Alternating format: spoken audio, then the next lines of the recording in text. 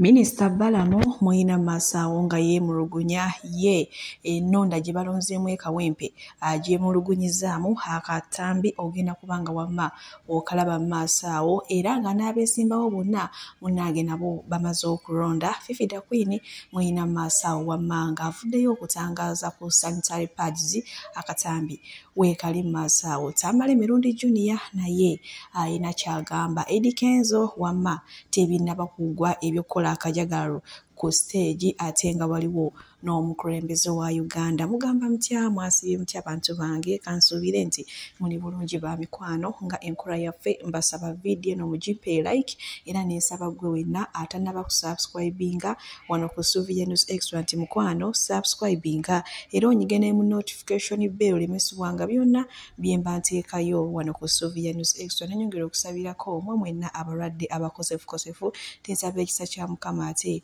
kibatuukeko ba mikwano. Sheikh Ashraf Dembe omusomi w'edduwa akola ku nsonga z'amaka oyagala kufuna butuuze bweru business nga tezitambula bulungi oli Uganda oba oli bweru naye nga gwe emirimu gyo tegitambula mukubireko agenda kubanga wamma akusomera edduwa. Sigenda kulwisa era nga tuna ne bannaffe aba BF Sumanga nabo bajjanjabisa ddagala lya butonde era nga bajjanjaba endwadde zonna bakubireko bwentyo nkubuze butereevu paka ate mu kulonda kw'e Kawempe era nga bo wenjogeera abeesimbawo bonna bamaze okweru. Kati tuliyize ekifaani akitwala kale we tuli naye nga kyentegeddeko nti abantu abamu munnange batidde okujja okulonda era ndabyekaawo MP nga yeekalakaasa ng'agamba kati bino ddala biki bye bakoze abantu baffe babaganye balemereddwa okujja okulonda nti olwa security eriwo era nga bannamawulire abamu babakubye babaggyeko amakamera kwegamba wamma embeera bwetyo buno budde weeyimiridde era nga Masaawo nina Honorable Minister Balamu ow'abavubuka ye ate avuddeyo ne yeemulugunya agamba nti ab'opposition side munnange babbye obululu kyokka ate nga jjukira olunaku olw'ejjo ab'opposition side be baasanze aba NRM nga bakukusa obululu mu bintu ebitali bya mazima kyokka ate ye kati Balamu agamba bano bo obululu babubbye mbwe era munnange abamu baabasibye kale ngenda kubanga mubatuusaako maaso wano ye kennyini nga abannyonnyola mbu munnange era ne mu kulonda omukulembeze bwe batyo bwe baakola babba obululu bw'omukulembeze buyitirivu nnyo nnyini ddala akatambi ng'alina maaso wano kyetagisa nga namuwera emitwalo ebiri bali mu kudduka kyobola abakulembeze baabwe tebanajjako wano zino ze polling station ezisinga obunene mu Kawempe naye mu mbulire y'omukulembeze waabwe omunene nti aze wa vice president oba president oba ani aze ng'ogyeko Mwanga Kivumbi ate abaddewo abadde n'omulwadde Bukoma Nsimbi tewaliwo omulala azze bonna bali mu kudduka bamanyi tubanoonya ate kibanoonyesa kubba bululu banoonya mu motoka zaabwe ne maka gaabwe balina obululu basabadde kyakujjayo obululu mu abantu no bakubye obwabwe bagezi bagenze ku Nasa Road omusajja yatugambye ku Nasa Road yagambye aba security ntwala obululu bali mu kuba mwangwe bagenze okulaba nga bakwata ebibando nga babaka babulina n'abakulembeze abamu naye abagezi abamu badduse tutebereza badduse n'emitwalo ng'emeka naye kati kitulina okukola aba NRM ba agenti baffe kulaba box bulungi bwoti ngolaba buli muntu asulayo kamu bogambye mukutekani nani banji kati polisi ejjaba kuwa kubanze sikola byakukwata zemanyi babakutte nze ebisigadde simanyi binsanga wano aba electoral commission.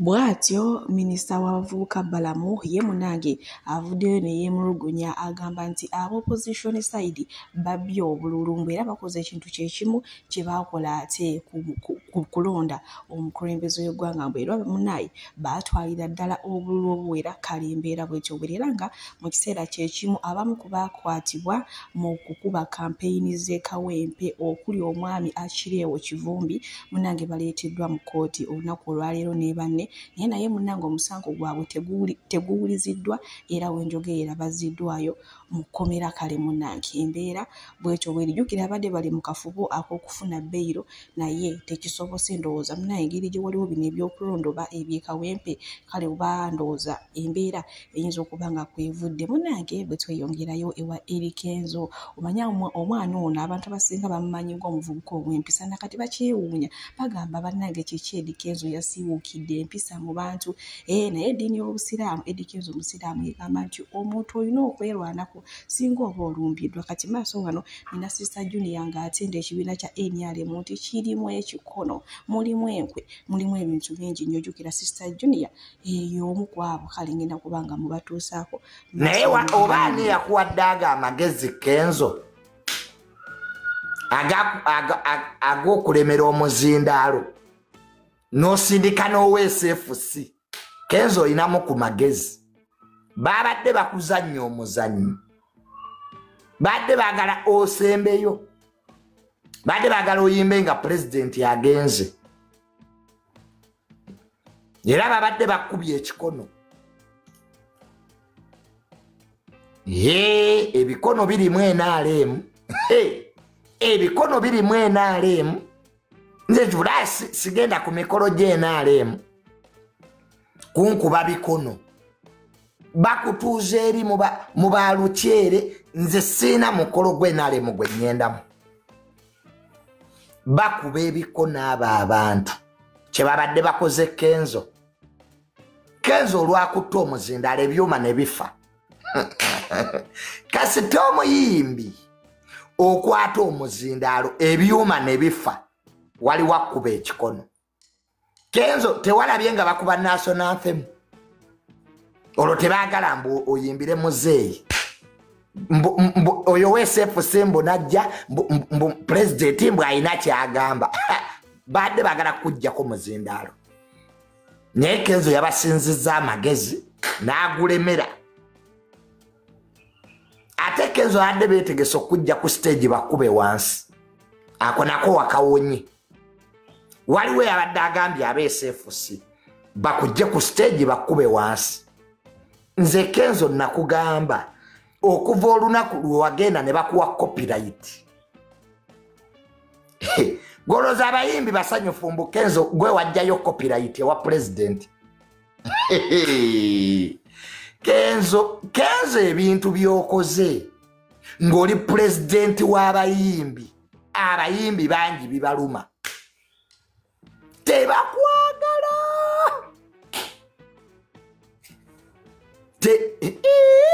Kati gwe oweesa FUC gy'otya oswaze Kenzo ku stage star n'obeera ng'oli weesa FUC nga totegeera. Ojja otya nga Kenzo akutta omuzindaalo pulezidenti wa omulabise kabadde kabadi. Era Kenzo amagezi nkuwagaabuwa. Oyo omusajja babadde bamutumya akulabise.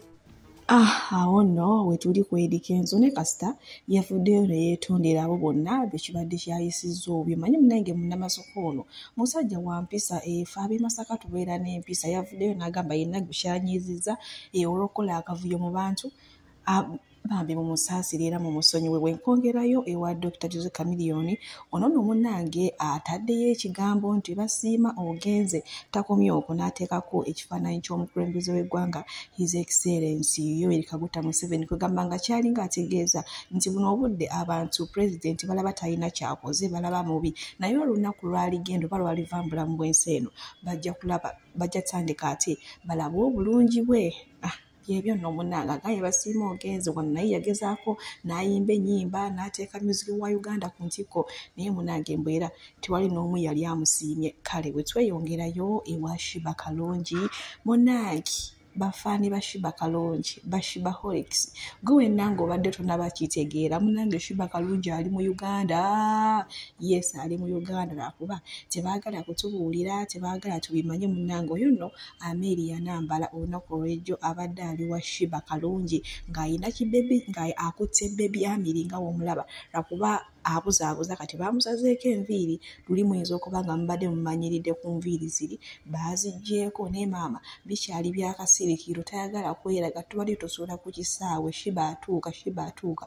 Abalungi abatuwuliriza era abatulaba olunaku olwaleero tukyaddeko ewa Sheikh Ashraf Dembe. Sebo nsanyusa okubalaba. Amannya agange ye Sheikh Ashraf Dembe akola ku bizibu by'enjawulo. Omuntu singa aba alina ebirwadde tumusomereddwa tumuwa amazzi ga kuya nga bw'obadde ogalaba tugenda abantu ku kyoto ne twokya emizimu emibi egibabaamu n'okulomba edduwa abantu singa abeera ng'ali wano atuuse sobola okumulombera edduwa ne waba atatuuse nga mpadde amannya ge naye ng'ali wala neetaase ennamba yange yeeno eri 0707363711 nammwe bannyinaffe abali ebweru oyagala okuba nti oyagala okulombera ku dduwa ng'olina ebizibu viza zibuze amaka gakolongotana sente zikola zimpita mu ngalo ojja kumpeereza ekifaananyi kyo n'amannya go ebyo byokka bijja kummala nja kukulombera edduwa ojja kutereera olunaku olusembayo mu mwezi mba n'edduwa eyawamu ffenna n'abalwadde bange abakadde n'abapya. Salaamu alaikum warahmatullahi wabarakatu.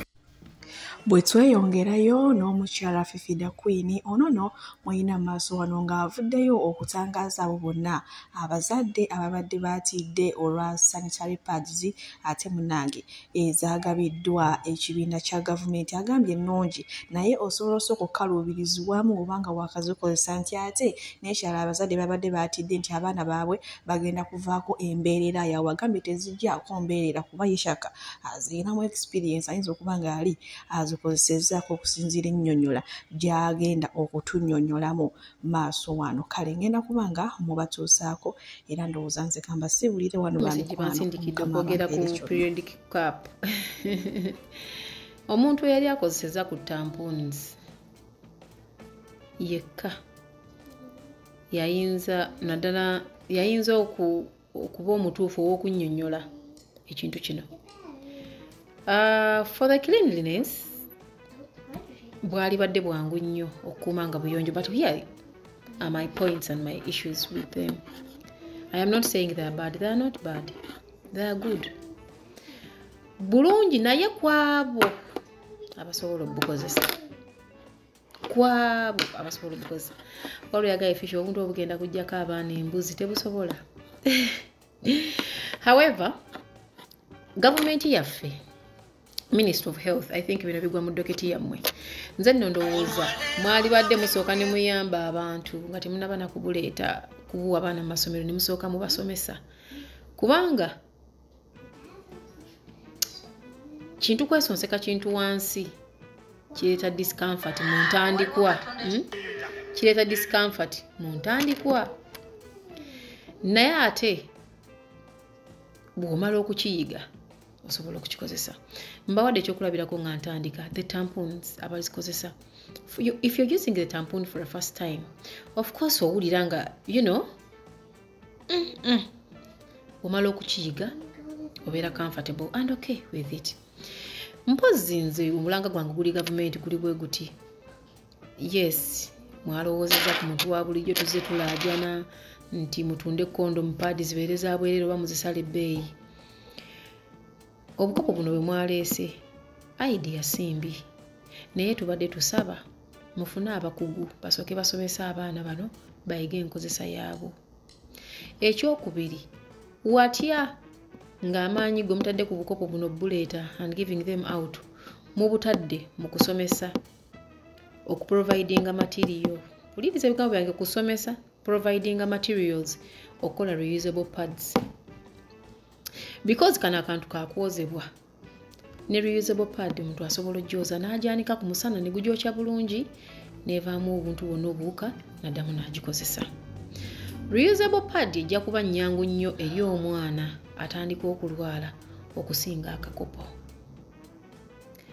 Omuntu okusooka okuguma obugumyo keesonseka wansi si kintu kyangu kukola ku muntu asooka nga bwe nagambye ku muntu atandika periods n'atatandika periods okwesonseka akakopa wansi tekijja kuba kyangu.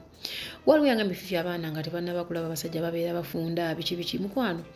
Omukazi bw'agenda mu periods wansi eyo Katonda yamanyi bwe yatondayo omubiri guba loose. Eriyo n'abagamba nti bwengenda mu periods nzimba wansi. Si kuzimba nti kwa bulumi omubiri ennyama awulira ng'ezimbye naye bw'azivaamu nakkakkana omubiri ogulina Katonda bwe yagutonda nti guba loose. Omuntu asobola okusonsekayo akantu ako, but omwana nga tebakamuyigiriza bakasonseka tekijja kuba kyangu era kijja mutwalira ebbanga okutuuka ng'afuna comfortability ebeera n'akantu akatuule n'okutuula nga amaze okukeeteekamu. Many of them will be scared. Kati nina bwe nalabye nga akavumirira nga mu butuufu yakavumiridde. I don't know ba akalinako busungu simply because takamanyi takalabangako. Obukopo buno buluddeyo naye nga si bungi ne mu Uganda mwebuli naye tebwadde bungi mwebuli. You can ask people around.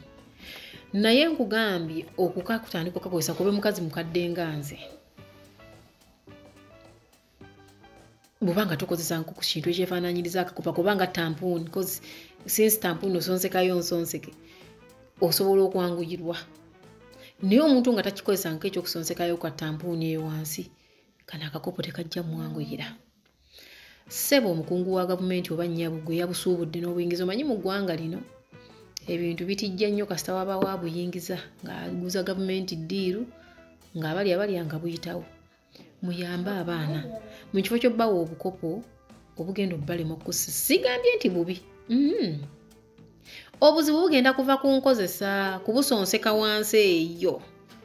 Era omwana agenda kasonseka koga olina omusonseka nti bw'okasonseka okayingiza kyenkana ki woyina okukateera kakole kati kuba tosobola kukayingiza nga kaliwe kati olina okukakwata mu booti n'okafunza n'oyingiza then omubuulire bw'otuusa awa wooteera katege bulungi ebijja bireme kuyita mabbali. It is going to be a big load of work to do. So nga ate bw'okwata material ne sente zezimu ze mugenda okukozesa okubuleeta ne mukwata ne muprovidingira abantu abasobola okutunga pads ezo. Abaana mwe bali mu kibuga, abaana mwe bali nga basoma ebyalaani nga basobola okukuba pads ezo ne muzikwata ne muzitwala mu masomero kubanga ziri reusable. Omuntu omuwala omutoddayo n'omanya nti omwana omuwadde pads 8 mu kabaaga eziri reusable ajja kukozesa nga bw'ayoza bw'ayanika ne zikala. Sinsi ne zino zakwozebwa tezaawukana na buli bukopo abaana bajja kusobola ozirabirira. Nze nno mbadde nsaba ku lw'abazadde bannange mu kifo ky'okuleeta obukopo buno mu masomero mutwale reusable pads. Mutwale reusable pads nga ze mugaba ku bwereere. Kigenda kwanguyira abaana okuzikozesa kubanga ajja kukozesa ayoze ayanike eyitemu omusana obukyafu bube nga bugenze. Naye kigenda twalira abaana ebbanga ddene. Already abazadde nga bba abazaala abaana baabutidde dda. Buli muntu akalinako idea ye. Okitegeera? Yes, they are good and safe. Oli yagambye bugenda kukolobola abaana nedda babukolanga buli bwa rubber. Tebujja kukulubula mwana. Naye ekyebuuzibwa omwana enteekayo y'akakopo ako munda we wali problem wokkaawo. We wali problem. Olaba n'omuntu omukulu nga tokozesanga ku tampoon ne bagikuwa ogikozese for the first time. Obeera teweetegeera. Owulira toli steady. It takes time gw'okugimanyiira. So nga ate abazimanyidde bazikozesa ne mu nnaku zaabwe ez'emmyufu ne bagenda ne bawuga n'okuwuga n'avaamu ng'ali ali ku muzuuli. Kati kye twebuuza gavumenti yaffe buno obuntu nga temunabuwa abaana mu masomero mwakoze sensitization emala. Bwamba temwakoze sensitization emala olwo mwayozeza ne mwanika mu ttaka. Kati mukamuwadde omwana mugenda kusanga abaana babunywereddemu buugi ku ssomero nga ye akasenesa mu kikopo kye kinene nga bwanywa. Kubanga temwabategese, temwabateeseteese, temwababuulidde butya bwe balina kukozesa bintu buno. N'abazadde bennyini abaali bayambyeko bo bayigiriza temwabasomesezza. Abazadde bali very scared of them. Very scared. Omuzadde yangambye fifi bugenda kujjako abaana embuzi. Mwanti mubusonseka wansi eyo. So, ekituufu kiri nti muddeyo ku ground musensitizinga abazadde first n'abasomesa nga temunnabuwa baana. So ati omuzadde ono akuyambako okusomesa oli omuto wogenda okawa nti bw'okayingiza okakomya wano kubanga omwana alina trust nyingi mu muzadde we n'okusinga gwe omukungu wa gavumenti agenda otwala obukopo. Ajja mugamba bw'okayingiza okatuusa wano wookateera. Okitegeera? Abazadde abasajja baabutunuddeko tebabitegeera. Jjukira abaliyo ba single fathers abakuza abaana abawala. Kitegeeza musomesa abasomesa ne bamaama basobole okuyambako omwana okuteeka bino mu nkola. Naye ebyokubukwata ne mubutwala ne mubugabeeyo ng'abagaba kondomu nti omuntu aliyigira ku mulimu nedda bakwano tebigenda kukola mu buno obuntu. Lw'ensonga kino kiyingira munda omuntu alina okumanya bwe nkiyingiza kikomawa. Nze nno ye ndowooza yange, though njagala okugamba abazadde bannanga abadde batidde biki they are not bad. Kalinga tampooni bwejja ogukwata emala egutenga okagyeyo n'akakopo kano bwe kali omwana bw'anaakateekayo obulungi tajja kufuna buno bulikeji buyitamu smile pad ejjudde eyiise. Naye for a start abasebo ne bannyaba abakungu ba gavumenti mutwale sanitary pads eziri reusable nga bwe musomesa abantu obukopo buno bwe banaamala okubuyiga awo mulyoke mukole ki mbulekera abantu. Abalala bagambye bugenda kuleeta kansa w'emimwa gya nabaana ku baana. Ekyo si kirinaako bujulizi mukwano gwange, naye kyemmanyi gavumenti bwe beekebedde ebintu byeyingizza nga tebaleese bya of course biba safe, baba babikebedde. Naye nze ekirowoozo kyange kiri nti reusable pads are better for now nga bwe musomesa abantu enkozesa y'obukopo. Otherwise abaana bagenda kwata obukopo mujja sanga babuzanyisa, babunywera mu caayi, babunywera mu mazzi nga bwe bazannya nti osena bwonywa because tamanyi kyakakozesa. Byebyo.